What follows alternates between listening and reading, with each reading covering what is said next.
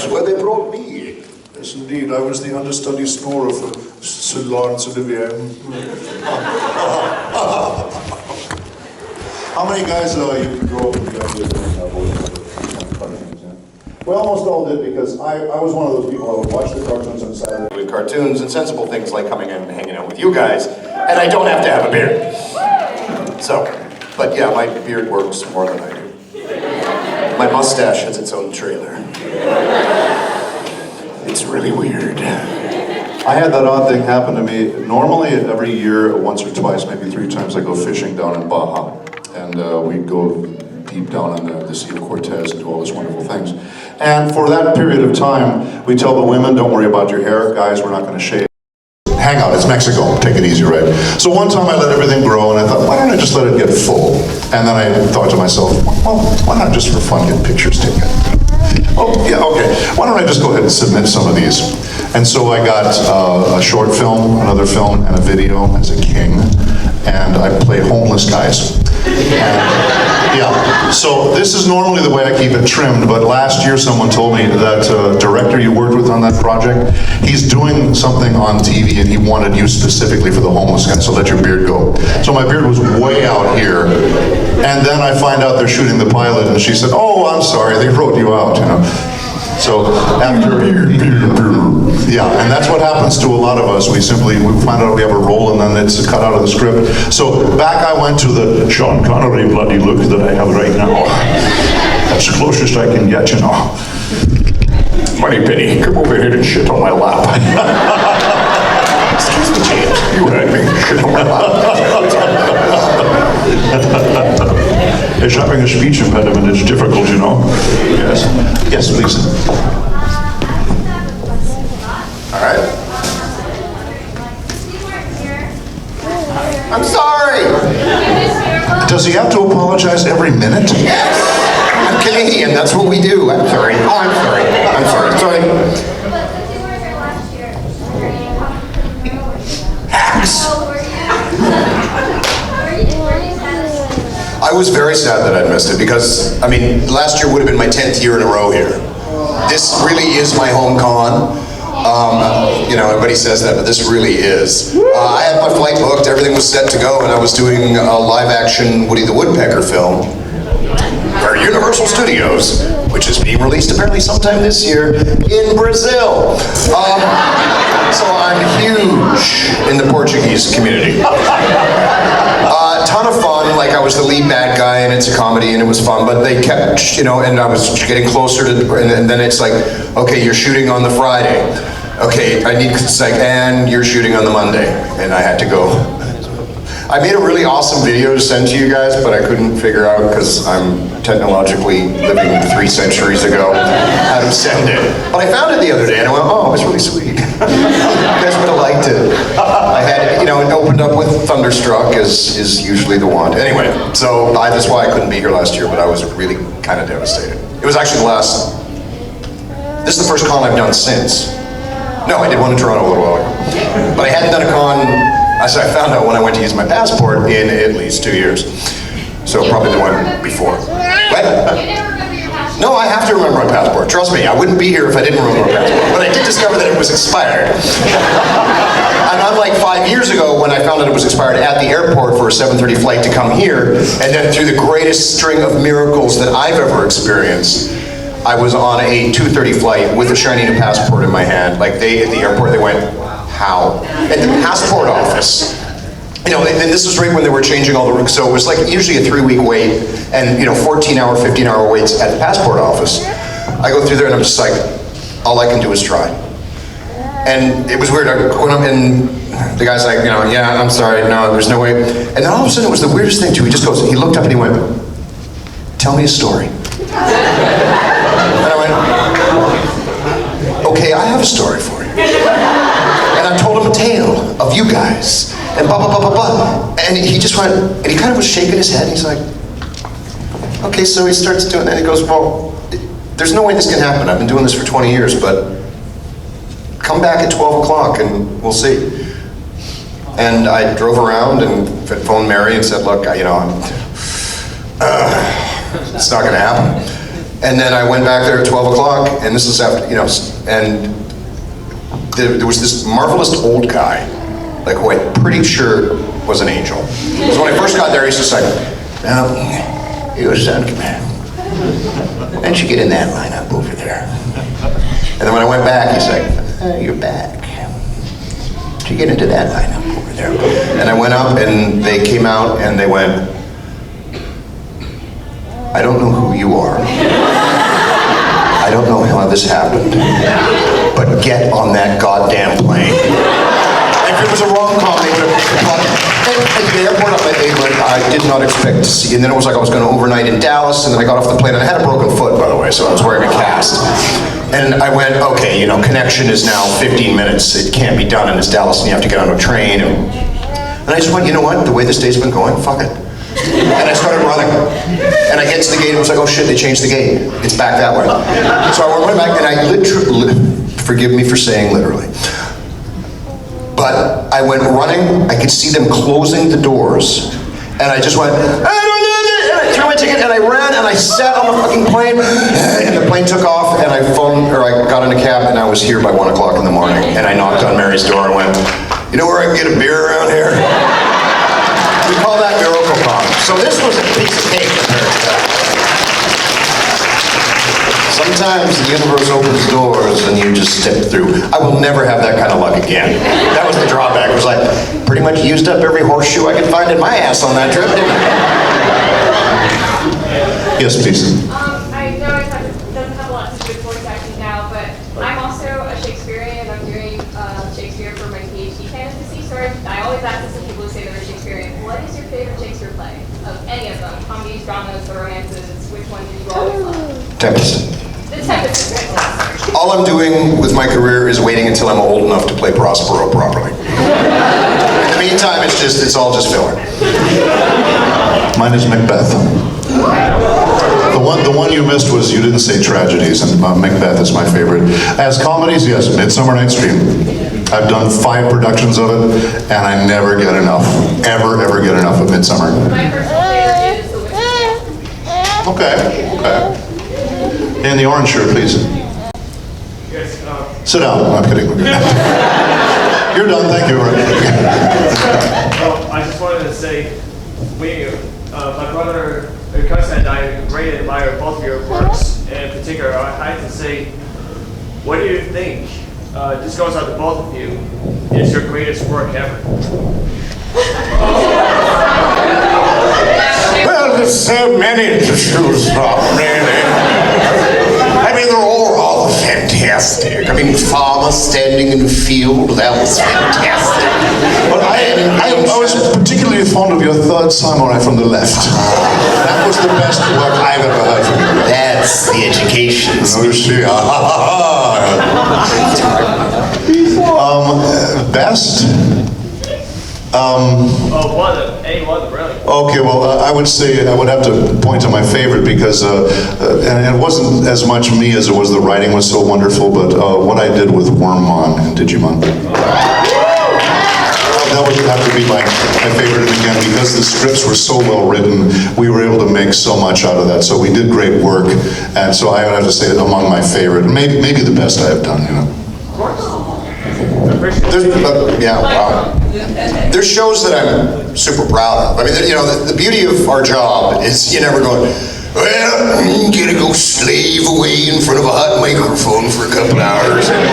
Gotta figure out some way to carry all that money home. That's how he broke his foot, you see. That's right. Carrying all that money. I got greedy. I tried to get it all home in one run. A lot of it's based on what, because you never know when you're working on a show what's going to happen with it. Especially if you're specific to anime. It's like you go into the room and you're acting with somebody else's lips, and then suddenly I go to a convention and Gundam Wing is like this thing, and I'm like, whoa!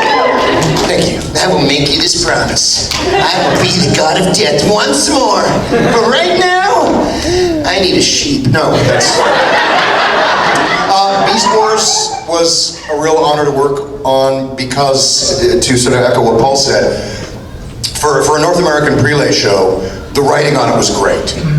Like, there was the 3-season arc in that. That was because usually for Saturday morning, you know, cartoons, which I've been doing for a long time, you save the world in 22 days and then you sell some action figures. Remember, Skeletor, don't throw your, you know. But Beast Wars had this amazing arc. Plus, I was playing 4 of the main characters on it, so it was often a symphony of just what happens inside my head happening on the outside. And when the whole tragic death of Dinobot occurred through that, I actually got to utilize a little Shakespearean hee-haw. Dinobot knew he was going to die 5 episodes before I figured it out. You know, when you start with, to be, oh not to be. And it went on and on as I'm going like, I'm not picking up the clues until the rest is silence. I was like, okay, when do I come back? It's like, no, you don't, Scott, you're dead. Yeah, but I'm like cartoon dead. I was like, oh, no, you're dead, Scott. Yeah, but I'm like, no, you're dead.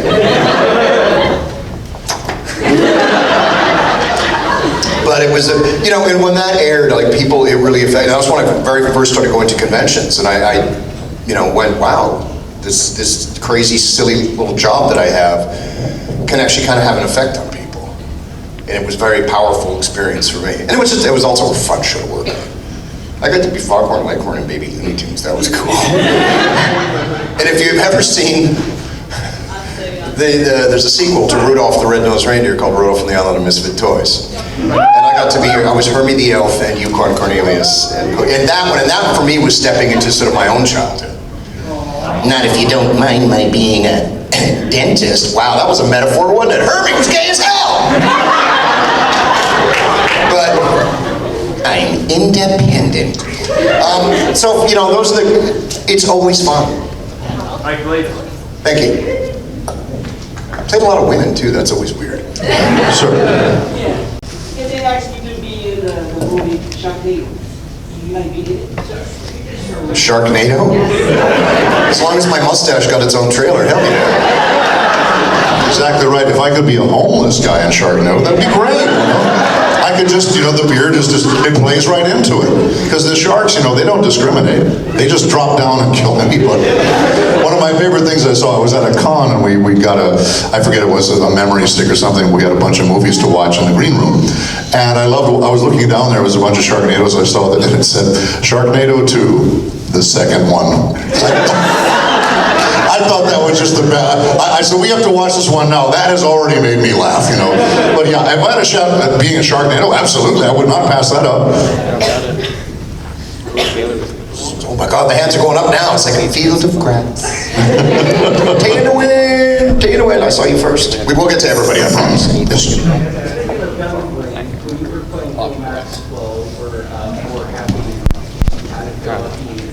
Oh yeah, people thought he was crazy. I'm like, he was the same one. He's not wearing a clown mask. He's not like hiding behind his hair. How was it to get into the mentality of Aliel Sanchez from? Oh, Aliel Sanchez. Double O. That was fun. Because he was truly a sociopath. He really was. He was not a bad guy. And it took me a while to figure that out on the show too. I'm like, he's just kind of. That part of his psyche just doesn't really exist. That would question or choose. It's like, you know, he wasn't like a cackling, mustache-twirling supervillain. He was just... I loved it. Plus, you know, it's anime and he had great hair, so... That's the secret. Play characters with terrific hair. You bet. You'll end up signing boobs. Get smoked. Yes, and yeah, that's one of the best parts of our job. So I always carry a Sharpie around because we need to sign boobs. Okay, and then now that I gave her that lead in, she says, "Thank you, perfect." Yeah, it can take hours, by the way. Yes. Oh, I'm sorry. No, I'm sorry. I did call him her. I'm sorry. Her hat says "Get smoked." Sorry. This is a technical question. So I know with video games, usually you have to match the Japanese timing, because that comes first. With Xemnas, his Japanese voice actor, he goes very, very slow with the line. So did that give you like more room to play around, or did you guys try to match the timing?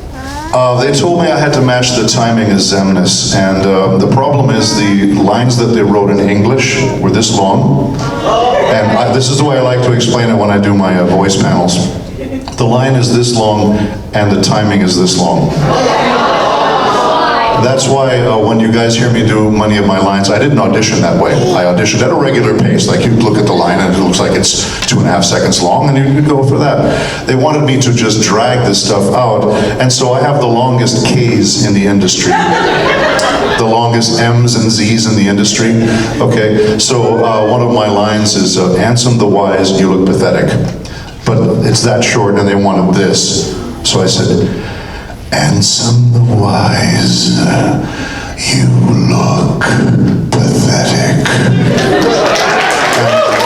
I used to think that when we were doing those in the first session, that it would be a disaster. And I came back for the second one, they said, "Oh my God, the people in Disney, they're all crazy about what you did." And I sat there going, now, do you know Bob Buchholz? Bob Buchholz, you must know Bob. Yeah, you might have worked with him at some point. Yeah, Bob was the director on that. If he and I had been doing what we normally do, our first session on Kingdom Hearts would have been 45 minutes. And with the same voice, but the timing, the way it should have been. As it was, we did 4 4-hour sessions for, a very, very, very thin number of cues. But it was because of all of that, and they literally took 10 minutes to talk about each cue. Now, I get it if, for instance, Scotty and I were doing something, we had something like the Shakespearean stuff, there would be a whole lot of question, oh, let's mess with that. But when the cue is, no, it isn't. How much controversy can there be about that? But I'm watching the booth and they're getting on the phone and Skyping and talking all this stuff, and then 10 minutes later they go, oh, okay, that was great, let's move on to the next one. Yes, yes. So you know long session. Oh God, yes. How many questions did he have? We did 16-hour sessions with Wally. Oh my God. God rest his marvelous, wonderful, trepidatious soul. Yeah.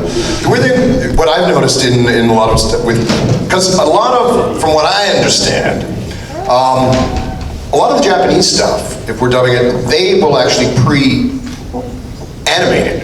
And then the Japanese cast will come in and literally like one take, one microphone.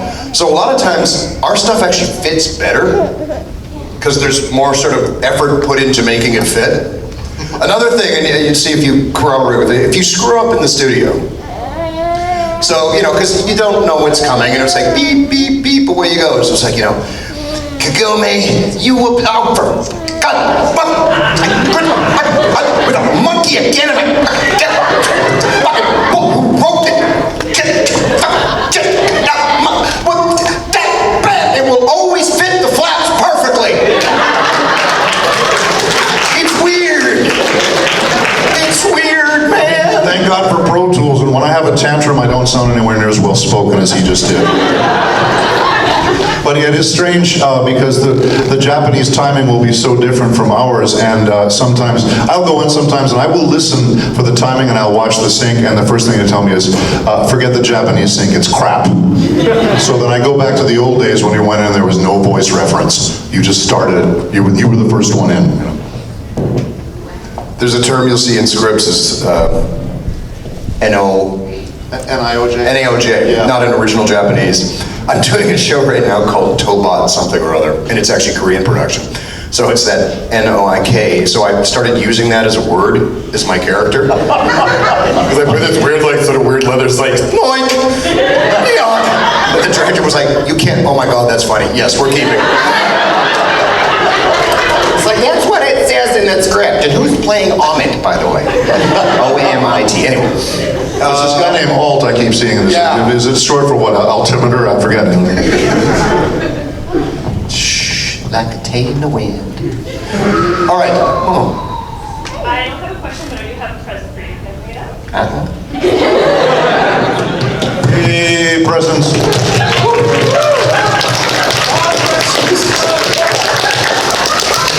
My blouse just popped open. It's a backpack. Amazing.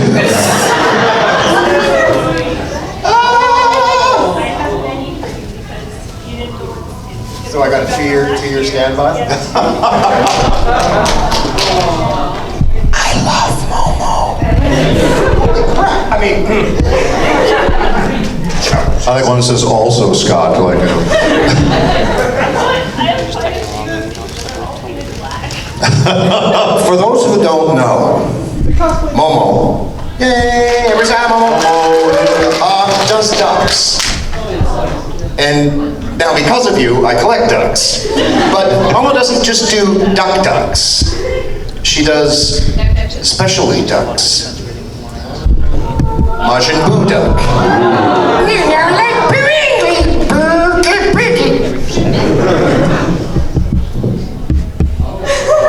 Don't make me get all Canadian on your behind. Schnick duck. See if I can pull these all off as I go. It's Mr. Black from Johnny Test.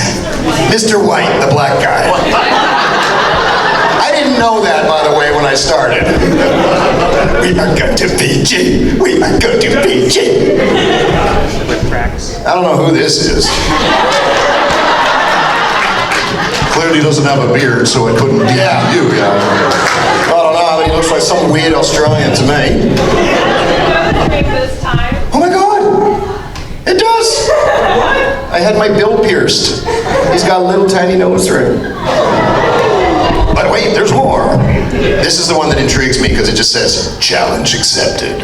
Oh boy. And completed. You challenged me to make this.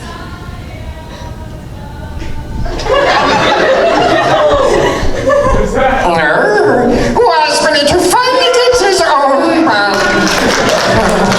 was ready to finally get his own. Well, look now, not have to share with other ducks. See? You are amazing. I'm coming out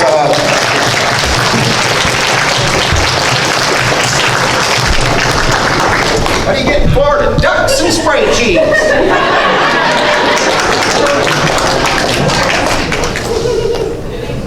You're welcome.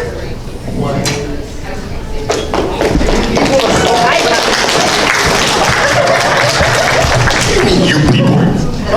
What you mean, you people? Say, man, what you mean, you people? I almost wore this same shirt today. I think that's my Sunday shirt. What Sunday shirt? Yes, down here, please. Two things. One, Scott, if it wasn't for flooding back home, you would have had another gift today. There's a probably tragic story involved in that. That's all I'm saying. So also, this one, with all the characters you've done, which one do you think, like, you best personifies you as a character? Probably Waspinator. Waspinator is holding in his whole body. God, you know, I don't know. I did a show called Sushi Pack where I played a small blob of crime-fighting wasabi named Wasabi, who didn't speak. I'd like to say that, oh yeah, you know, when I was 15, I was totally cool like Dua Maxwell. A complete lie. So, you know, Dua was kind of my chance to have a do-over, if you will. I don't know. Usually the weirder ones. I know, shut up, Red Trip. The really, you know, the cool, heroic ones, that's not me. That's not me at all. I have It's difficult to choose something like that to say the most symbolic of you or something like that. Were you, was Zara doing a panel interrupting your conversation here? I'm sorry. To say the character that I would like to be most like, I would point that out to be Leomon. Yeah. You will not harm these children. You know, that always felt like me, like the hero taking care of the ones around you, you know. I have ducks. Have we talked about my attention span lately? Oh, you have. The weather up in Canada is brutal right now. My province is on fire. And actually, we're supposed to be hitting the hundreds this weekend. And BC is burning. Wildfires like crazy. Flying down here, it wasn't until we almost getting well into California, coming down the coast, that you could start to see the ground because of the smoke. So I'm escaping the heat wave. People are like, you're smart, get the hell out of town, it's gonna get hot, where are you going? Oh, Houston, then Tampa. You're stupid! Yes, I am. Challenge accepted. In the middle in the blue shirt, please. I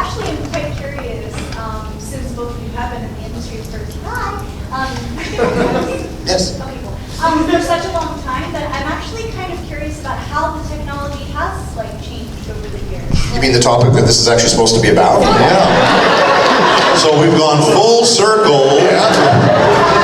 Talking about, It's a great time, but I'm just really curious because, like, I mean, I remember, and I know this does not compare at all, but I remember, like, my first computer, like, running Windows 98, and now we have Windows 10, and everything is so shiny and new, and smartphones, and so I'm just kind of curious, like, how the technology for voice recording has changed, too.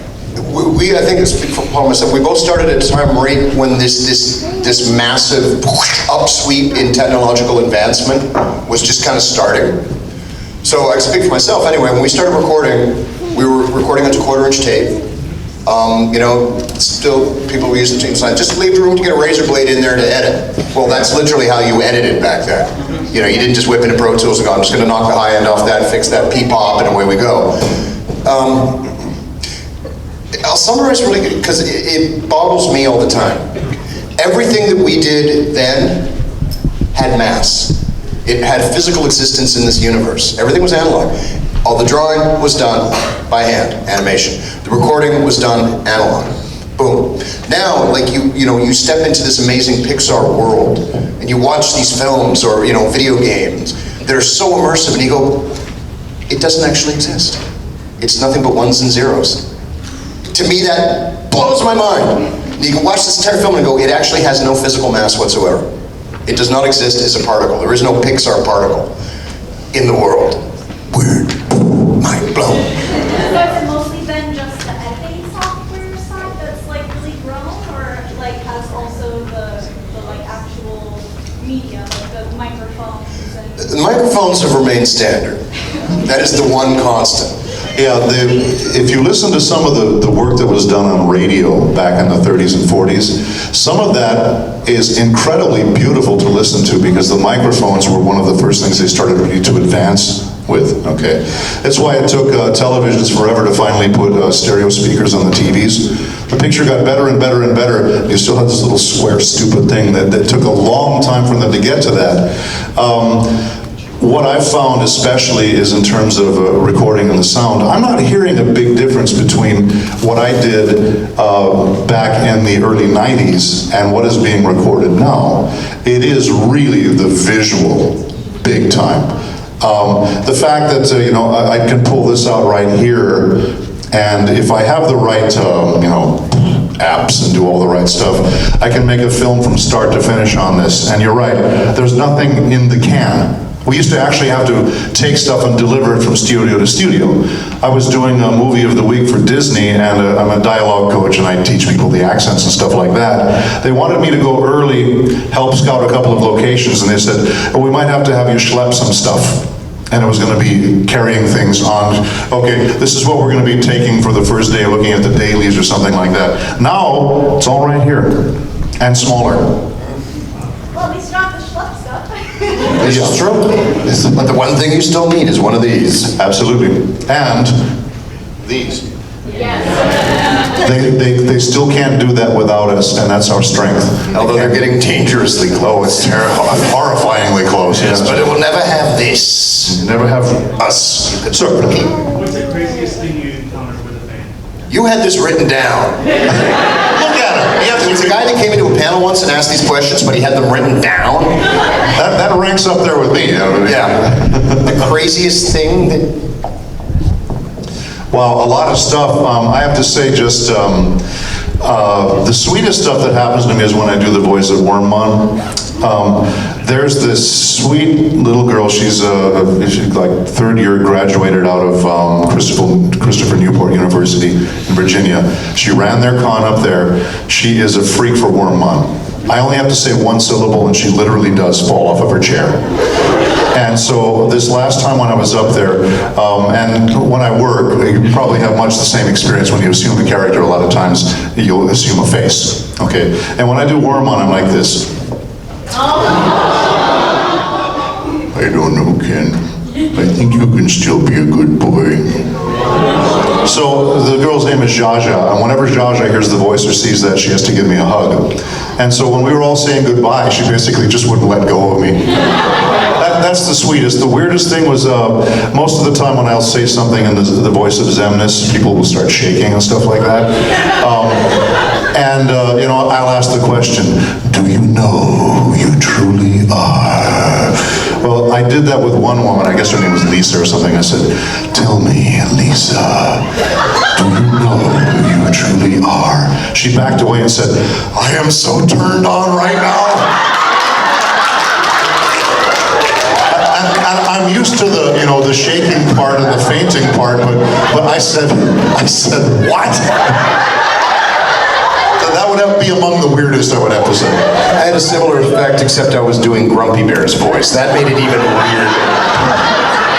Well, I don't know, I'm aroused at the thought, you know. Great dangling little butts! I'd like to pinch you. What? There's so much crazy stuff that happened. Yes, yes. I got licked once, I've told that story. I have been to parts of the world where, and like, you know, the instance of like, things like con funk have improved greatly, but I've been to some places where educated, wonderful, scintillating, magical, beautiful, awesome human beings don't necessarily fully grasp the concept of dental hygiene. As in, what's a toothbrush? What's a tooth? Like, just black, green, brown, stumps rotting, and it's, you're just going, okay, maybe there's just no fluoride in the water? So I was in one of these locations, and there was this kind of, I was standing, talking to people inside, I was just hanging out, and boom! This girl came out of nowhere and licked my face. She was one of the dental hygiene optional people. So I'm like, oh my God, that's really awesome. I was like, you know what, excuse me, I really gotta pee. Like, I really gotta. In the bathroom, I'm like, get it off! Get it off! Get it off! Oh God, Jesus! 3 days. All I could smell. It was unbelievable. Right now, she's probably watching this on YouTube going, I hate my life so much. Or she's going to check these babies out, brand new. You're sledding down it. You're saying hi. No, wait, you're. No, that was a hello to me. I saw hello. Did you say hello? I saw hello. 50 speed limit? 55. Okay. I never drive that. I'm sorry. Can't drive 55. Okay. Well, I will suggest at this point is kind of going to lightning round. Yes.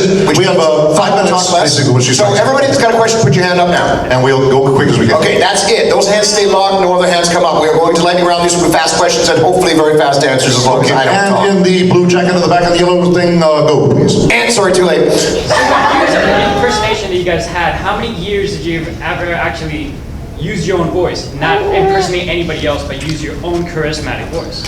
It's extremely rare for me to use my own voice. I have probably never been hired for my own voice. First of all, this is not my own voice. Keep in mind that I come from a little farther south than you're probably used to around here. So, yes, we are fraudulent polyphonic prostitutes. That's what we do. Yes. Yes, please. Yes. I just noticed that every time you play Digimon, each one of your Digimon dies. It's a curse! You know, I'd almost gotten over it by now, but then you brought it up again, you bastard! Actually, my very first character, which was Zor Prime in 1985, in Robotech, died, and I didn't realize that was a trend. Almost every character I play in any kind of a show gets killed. That's like me on television. Yes. I have died a million. They just keep killing McNeil story. That's why I chose roles. Next to him. Scott, what was it like getting to be on The Flash for like an episode? It was very brief. It was fun, but honestly, if you saw the thing, they cut out a lot of it, so it made no sense backstory-wise. But seriously, The Flash, what an asshole. He threw me under the bus. It's like, here, I've given you all the information that you need, there. It's like, boom, and he just leaves me hanging there while I go in to get prison raped. It was like, thanks, Flash, you're awesome. Way to be all Marvel, Mr. DC hero. Other than that, it was fun. Yes. Question for Paul. When you got casted in One Punch as Beast King, cast you for the Leomon voice, or that just happened? They remembered I had done Leomon, and they brought me in, and I didn't know anything about this. I walked in, they said, "Here's your character." I said, "Okay, just a damn minute." And so guess what voice I did? And the one that runs this, one of the people running the studio is Mami Okada. And Mami's got on the talkback and said, "Paul, these characters are very derivative." And I said, "No, duh." You know. So there I was, Beast King was Leomon, and they killed me off in the one episode. Brilliantly written episode. If you guys haven't seen it, brilliant writing. And next, we're moving forward here. That's great. Yes, We're kind of a client, though. Yeah, I know I've already talked your ear off, but how did you get to play the Wind Warrior Woman? Tell that. That's some nice alliteration there, so. that is very good, yeah, but don't say that 5 times real fast. Wind Warrior Wamu, Wind Warrior Wamu. The best Pelican, the other jerks.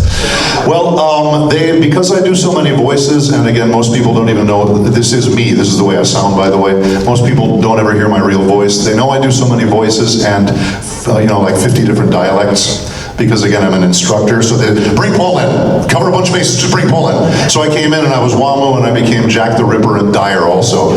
But that's how it happened. I get calls in because of what I can do in my reputation.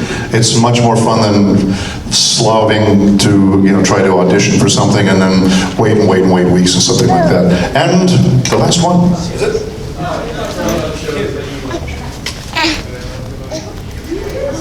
Ooh, nice one.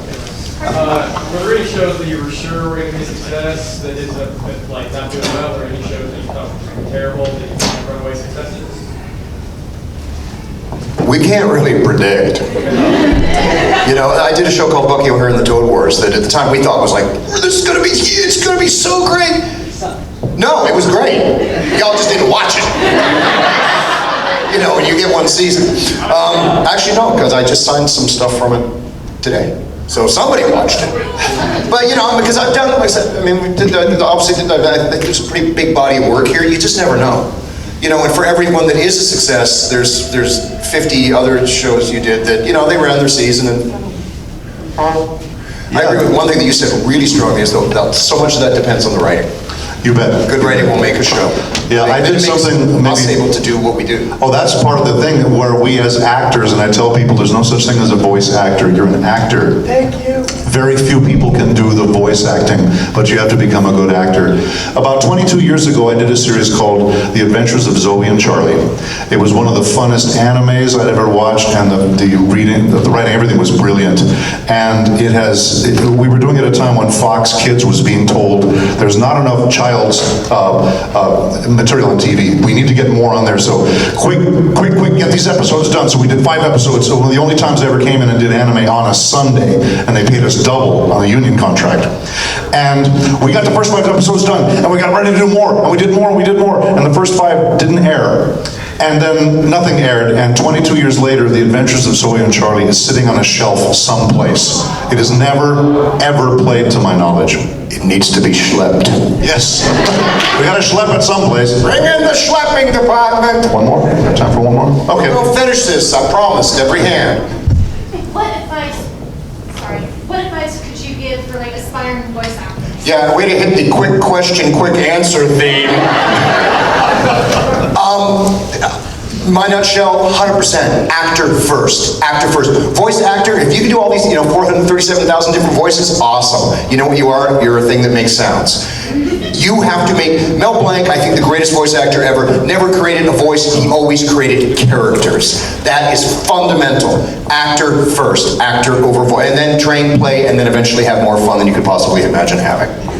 Yes, not every actor can do voice work. As you guys will go see an animated film, they put somebody famous in this role, and they suck. Because it doesn't mean you can automatically do voice. But ground yourself as an actor, get the training, take the classes, do those things, and then if you can do voice acting, you will find your way into it. But become an actor first. I got kicked out of theater school for doing voices. I got kicked out of the theater for hearing voices.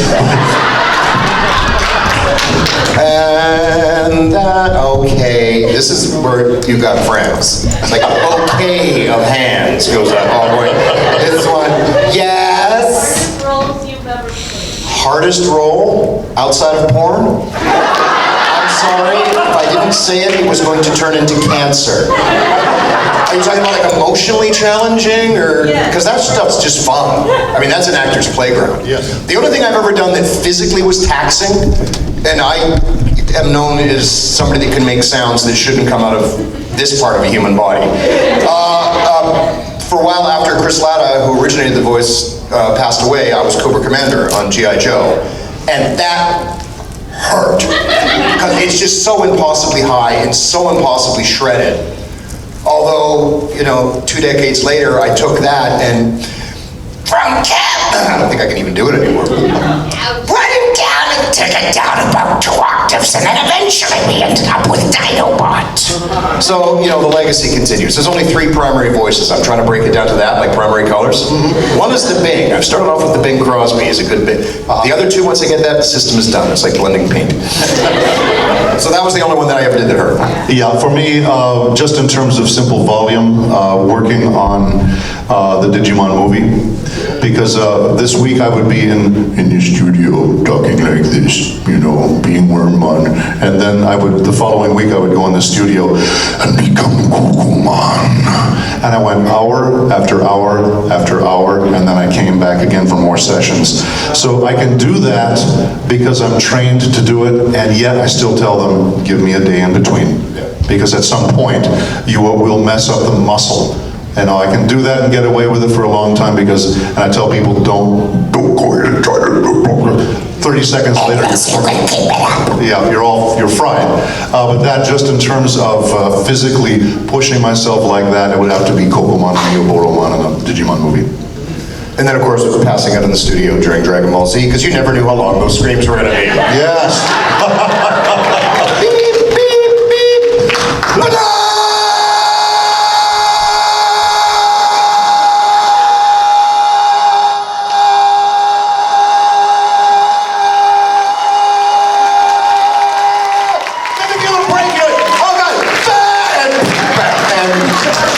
Okay, that was great. This time on tape.